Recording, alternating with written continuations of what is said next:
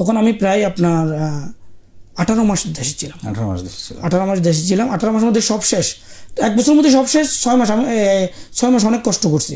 কষ্ট করার পরে হঠাৎ করে এক বন্ধু আমাকে মেসেঞ্জারে নক করে, যেহেতু আমার ফেসবুক আইডি 2011 সাল থেকে আছে, নক করে। ওনার সাথে আমার পরিচয় হয়েছিল জাস্ট বিমানে ট্রানজিটের সময়। আমার কিন্তু মনেও নাই ওনার কথা। ওই যে আমি বলছি না, এর অন্য আপনার পাশের সিটে যে বসে আছে সেই হয়তো আপনার জীবন একদিন ঘুরিয়ে দেবে। তো উনি আমাকে নক করে বলতেছে আমি অমুক। আমি বলছি আমি ঠিক আপনাকে চিনতে পারলাম। আমার কাছে একটা অ্যান্ড্রয়েড ফোন ছিল। আমি বলছি আমি আপনাকে চিনতে পারিনি। বলতেছে এই যে আপনি আমাকে শারজা এয়ারপোর্টে আমরা একসাথে বিরিয়ানি খাইছি, বিরিয়ানির বিল আমি পে করছি, আপনি যাচ্ছেন, আপনি আরবি বলেন, ইংলিশ বলেন, আমি যে বিমানবালা থেকে কিছু খেতে পারতেছেন নিয়ে আপনি নিয়ে দিলেন। ও আচ্ছা ভাই, চিনতে পারলাম। আচ্ছা ভাই আপনি কি আছেন, কি করতেছেন? আমি বলছি ভাই আমি তো এখন ড্রাইভিং করি। না না ভাই আপনি তো ভালো পজিশনে ছিলেন, বলছিলেন বা আপনার গেটআপে দেখছিলাম। তখন আমি বলছি ভাই আমার এই সমস্যা। তখন ওনার সাথে 1 দিন 2 দিন কথা হচ্ছে, মাঝে মধ্যে ফোন দিচ্ছে, এবং উনি আমাকে ঈদের টাকাও পাঠিয়েছে 10,000 টাকা।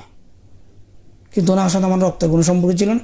ওনাকে আমি কোনোদিন 1 কাপ চা খাওয়াই নাই, কিন্তু উনি আমাকে বিরিয়ানি খাওয়াইছিল এয়ারপোর্টে।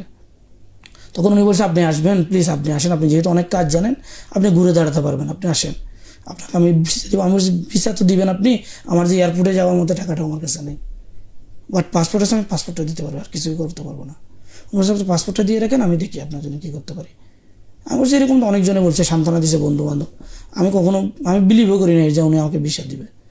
এই তো ওনার যেহেতু ভিসা দেওয়ার প্রতি একটা টাকার লেনদেনের বিষয় থাকে, তখন উনি আমাকে 4 মাস পরে ভিসা দিল। রিসেন্টলি আমি গেলাম, গিয়ে আমি ওখানে কাতারে গেলাম। কাতারে যাওয়ার পরে যখন আমি চিন্তা করছি, কাতারে যখন আমি ঢুকতে পারছি, এখন আমি আমার জীবনকে পাল্টাবো, সেটা যে কোনো বিনিময় হোক, সৎ পথে। তখন থেকে আমি শুরু করলাম। আমার ডিউটি ছিল 8 ঘন্টা। আমি কোম্পানিকে যে কোনোভাবে কনভিন্স করে আমি ডিউটি করলাম, ডাবল ডিউটি। এভাবে করতে করতে করতে আমার কন্টিনিউ ডিউটি ছিল 15 থেকে 16 ঘন্টা কন্টিনিউ ডিউটি ছিল। হঠাৎ করে দেখলাম আমার তো পিছনে যেগুলো চলে গেছে এগুলো যাক, আমার তো পিছনে 10 বছর টানতে না, আমাকে 5 বছর টানতে হবে। তো আমি চিন্তা করলাম 15 ঘন্টা 18 ঘন্টা 20 ঘন্টা আমার জন্য কিছু না, আমাকে এখন কাজই করতে হবে। আমি এখন কাজের মেশিন। আমার এখন অন্য কিছু না, কোনো বন্ধু বান্ধব নাই, কোনো ফ্রেন্ড সার্কেল নেই, কোনো আত্মীয় স্বজন নাই। জাস্ট আমার ফ্যামিলিকে যে টাকাগুলো দেওয়ার দরকার, তারা বেঁচে পড়ে থাকার জন্য এগুলো করার দরকার। আমাকে ঋণগুলো শোধ করতে হবে, আমাকে আবার ঘুরে দাঁড়িয়ে দেখাতে হবে মানুষ চাইলে সব কিছু পারে, নিজের ভুল নিজেকেই শুধরাতে হবে। তো আমি ওটাই করছি স্যার। অ্যাকচুয়ালি আমার একটা ব্যাড হবিট ছিল, আমি স্মোক করতাম। তো আমি নিজের বলার মতো গল্প গ্রুপে আসার 4 দিন পর থেকে আমি স্মোক ছেড়ে দিয়েছি। আমি আর এখন স্মোক করি না।